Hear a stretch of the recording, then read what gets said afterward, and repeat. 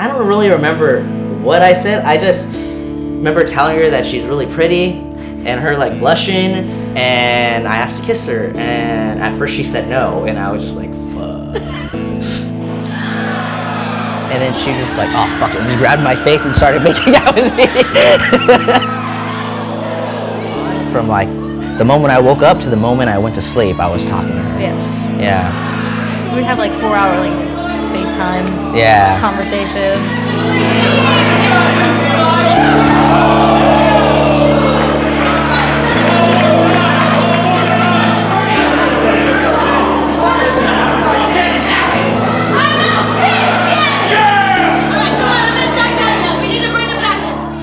You want eggs and French toast? Yeah. Bacon? Yeah. Eggs, fresh toast, and bacon. Yeah, we're gonna make French toast And right eggs now. and bacon. Yeah, and eggs and bacon. So I should probably get the bacon out and cook it. Would you like me to call you? He's gonna call me Sarah no matter what. Yeah, I'm gonna call her Sarah no matter what. So I don't know how this is gonna work. This is like the third time I wrestled. Oh no, this is the fourth time I'm wrestling Cage.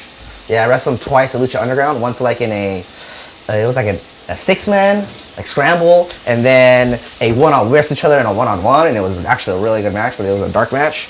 And then, the bar wrestling match that happened not too long ago. We're actually gonna watch that in a little bit. Usually, the day of a match, we like to sit down, watch a previous match of ours, or watch any wrestling match in general, and get a good feel of what we're doing right, what we're doing wrong, what we could do better. Spanish fly. Fly, fly, fly.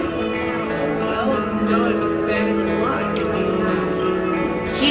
He didn't mind taking bumps for us, even though we're tiny. You know? Yeah, And like, I know, right? Jesus Christ. If anything, if you learn nothing else in this match, to fly. Yeah, there are like a lot of people that we've wrestled that they kind of just like You don't jump on Brian. they see it like too realistic, you know? Like the way I see wrestling, it's like a lot of us are like superheroes, you know? Like that's why there's man versus woman, woman versus child, you know? It doesn't matter. But somehow like we can make it entertaining and make it work. And Brian's one of those guys you can see like the bigger picture, you know, versus what's realistic and what isn't, you know? Like when Sarah picks up Brian and she gives him a suplex like towards the end. F5. Maybe you do. In real life, Sarah probably couldn't pick him up, but the fact that she did in the match and it happened and he sold the way it did, it just got a huge pop. It got a huge reaction because the average person should not be able to do that to a man that size. so as like a 10-year-old girl, I saw China and I immediately fell in love. It's funny looking back now as an adult and as a grown female. I grew up during the Attitude Era. So women's wrestling was more just bra and panties matches or cat fights.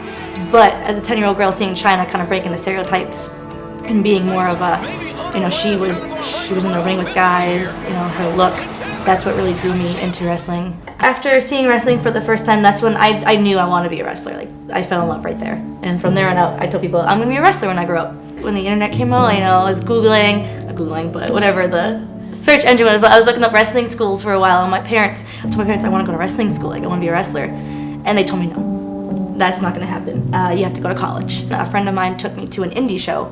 So, do you want to go to a local wrestling show? And I watched wrestling, you know, I had a coworker who loved wrestling, so we would talk about it, but I wasn't really into it like I used to be. And when my friend said, do you want to come see some wrestling? I was like, yes, I do. And it just so happened that it was a Joshi show, so it was a mostly women's based show that day. So I was there and that fire lit back under me, like I still want to be a wrestler. Like, so afterwards I went and I talked to somebody. I was like, hey, I've always wanted to be a wrestler. What do I do? And it was Jojo Bravo. And he told me about a school in Austin called AAPW. And so about a month later, I went there, and that's where I started my training. So where we're going right now, we're going to Santino Bros Wrestling Academy. It's the place where I learned how to be a professional wrestler. It's I got handed a flyer to this place when I was, I don't even remember, maybe like 15, 16-ish. It's amazing. They've since I moved to LA, Santino's has welcomed me with open arms and sort of have adopted me, and I have improved so much in my wrestling since I moved here and started training with them. Yeah, it's a pretty cool school. There's like a lot of different classes, dude. We have like our own like courses that go from beginners to like advanced and then semi-pro courses. Brian Kendrick has his own school here every Thursday. Well, I've always been like obsessed with wrestling. You know, ever since I can remember, I've been obsessed with wrestling. I would make wrestling board games. I would like make my own toys. I would make my own books, my own almanacs. I would do a lot of things related to wrestling. I had a complete and utter obsession. I only collected wrestling toys. I didn't collect anything else. I think the moment that I decided to be a pro wrestler, I believe I was like 7 or 8. I got this, it wasn't a DVD, it was a cassette tape that my mom got me. It was about the feud between the Hardys, the Dudleys, and Edge and Christian, and it was just kind of like a culmination of their whole feud. It kind of like really inspired me, and that's the type of wrestling that really intrigued me as a kid, and it's something that like made me feel something. And I remember when Jeff Hardy jumped off of the ladder through the table, it made me feel something that I'd never felt before when I was a kid, and it was just like this weird aura, and I needed more of it. And that's when I really fell in love with wrestling. And I guess I decided to be a wrestler because when I saw that moment and when that happened, it made me feel something that I wanted to express to other people, and that was just the love of wrestling. 2 back, front flip, face bump. Okay. Okay. Cool. Bump, pivot, so we'll bump, boom, pivot around right here, and we'll bump again. It's always good to get in the ring before an actual match so that you get in that right mindset, you sharpen up on your tools. Usually we're used to training a lot, and I find like when I train before my matches, then I actually have a way better match than I would have if I didn't train that day.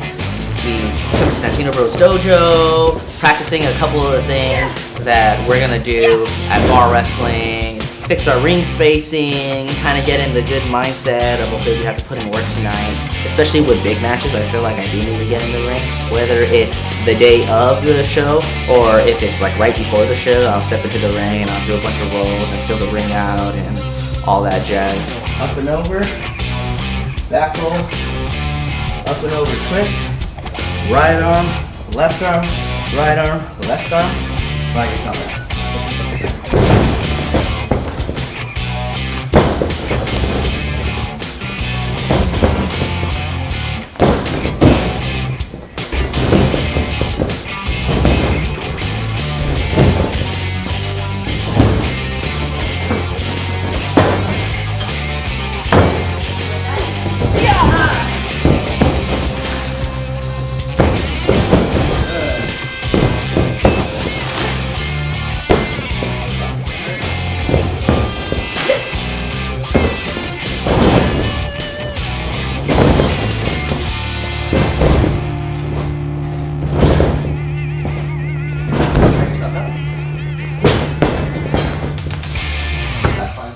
This was the second girl I've ever wrestled, and I wanted to have a really, really good intergender matches, and like the whole entire week leading up to the match, I was looking up all the intergender matches I possibly could on YouTube, and I tried to come up with like a really good formula, a good match.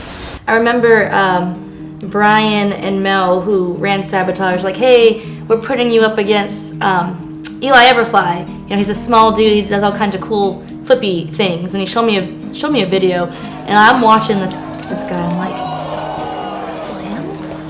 Because he did a lot of cool shit, and I'm like, okay, cool guys, yeah, it's gonna be great. And in my head, I'm like, oh my god, what am I getting myself into?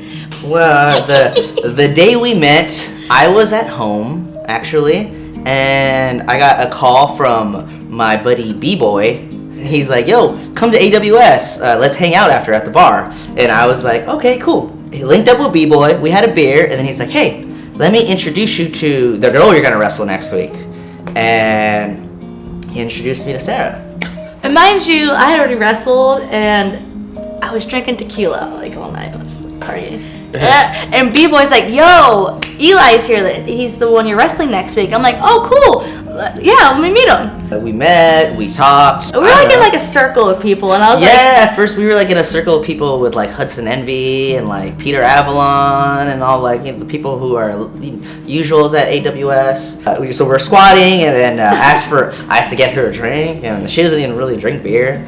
But like, sure. Yeah, and I just bought her grabbed beer. him. Let's go. Yeah. A week later, we ended up wrestling at Sabotage, War of the Genders. Something's Gotta Give. Yeah, Something's Gotta Give. There was like 2 titles. It was a show based off of intergender wrestling, so the men wrestled the women, and we were the main event because at the time I was the SCW lightweight champion, and she was the Sabotage wrestling champion. So it was kind of like a champion versus champion thing. I wanted to have her think outside of the box. I wanted her to do things that she wasn't normally used to doing and have a match that I hadn't seen her in, and that was the type of style that I'm used to, you know. Since it was the main event, I just wanted to put out. I guess that's the best way to say it. I just wanted to put out as a wrestler. I wanted to give the fans something they'd never seen before. One of the first things I told her was, I'm going to Spanish fly you from the apron to the floor. And then another... He didn't ask. He told me.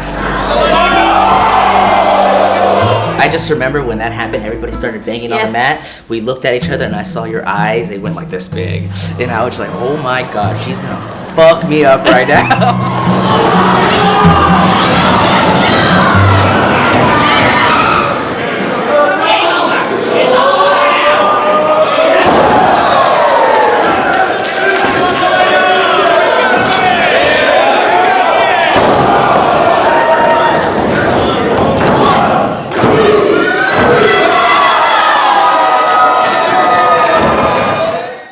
After that, we kind of just, I don't know, I just was so drawn to her, I couldn't stop talking to her, you know?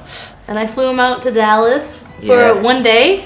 Yeah, 1 day. I flew him out. Yeah, flew me out to Dallas for 1 day, and it was like one of the best days I've ever had in my entire life, you know? Because at this point, like, I wanted to see her so bad. I really liked her. I knew I loved her, I just didn't want to tell her, you know, because we're adults, we don't want to freak each other out. I remember that night, like, we were hugging, and then she, like, wrote on my back, like, I love you, you know?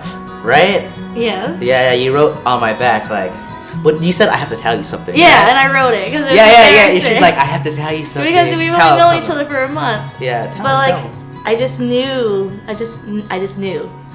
And so I was like, I wrote, and he's like, what did you just write? I'm like, I don't, and I was just like, I don't know, I can't tell you, I just can't tell you, I don't know. And I was like, oh, and I started saying it was like, I love, and then he cuts me off. And I cut you off, I cut her off, and I was like, I think I love you too, just like, right away. It stole my moment. Yeah, I stole the moment. Oof. I started doing my makeup at home because it kind of gets me into my character before like leaving the house.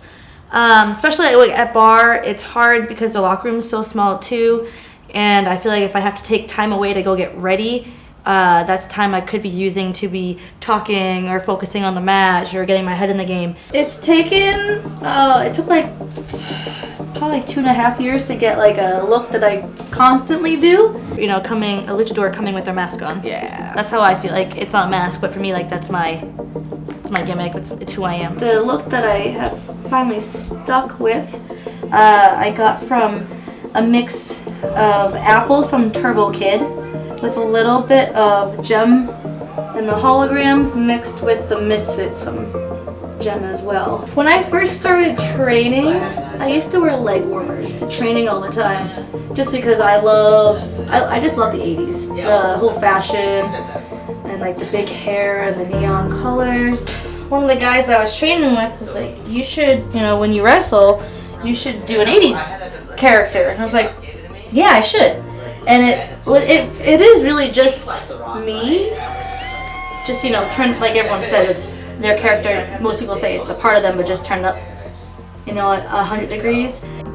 I think it just goes back to when I used to train, like in jiu-jitsu, right before every competition or tournament, or even like in high school, it was kind of a little tradition for me where I would shave my head, you know, or I would buzz it, or I would dye my hair the night before. Okay, so alright, so from like here. Okay, so this is what you do. You comb my hair. With what? You didn't bring me a comb? I don't know, one of these. It's the same shit. Okay. Yeah. Okay, so Okay. comb it to the side. All right. Yeah, actually get a comb. This isn't gonna work out. You have never cutted anybody's hair before, ever, have you? Just my dad's. Your dad's bald. Oh shit. There you go. I'm more nervous doing this than wrestling tonight. Damn. Can you go look at it and let me know what's up? Shake the hair off though. Oh, you know what? It's not that bad at all. That's good. Yeah, it looks cool. Yeah, we Usually- needed merch. We needed some merch. Yeah, we needed some merch for this show, and just picked up a small lot, like 25-ish.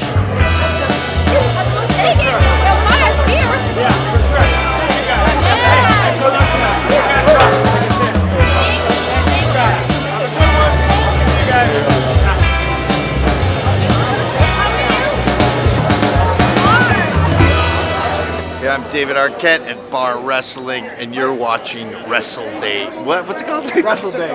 Wrestle Days? A lot of people, they ask if my tongue is fake or how do I get it colored that way. Yeah, my tongue is actually 100% real. I was born with a long tongue.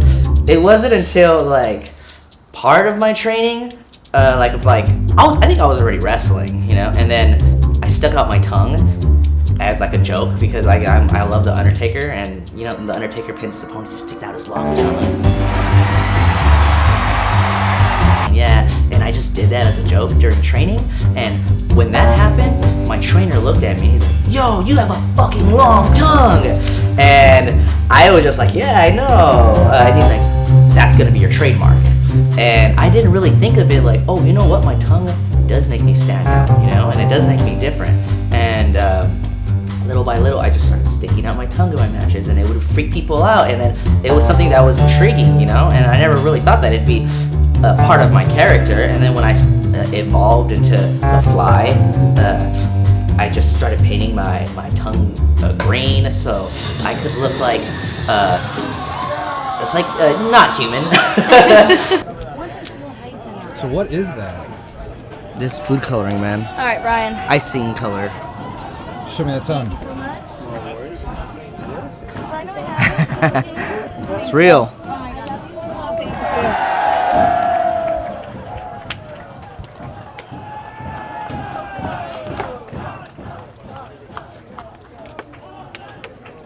I love you so much. Fuck you. Mwah. Ready?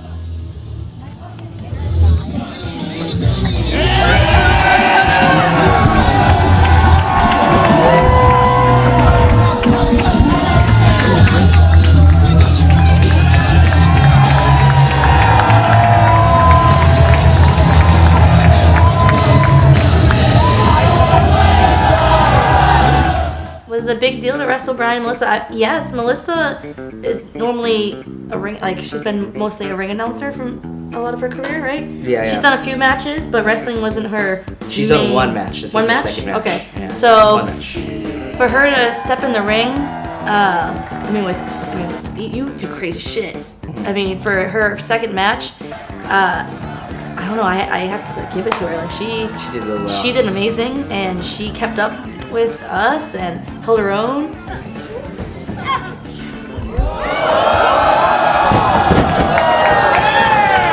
And I mean, Brian's awesome, and you know, Brian's everywhere. Yeah, Brian, And- to me, Brian is one of the best wrestlers in the world. Yeah. You know, he can do everything. He's been everywhere. He could wrestle any style. He could wrestle anybody. And the thing about Brian is when you wrestle Brian, you get better too. Me and Brian had a little moment where he was looking at me. He was gonna take me out.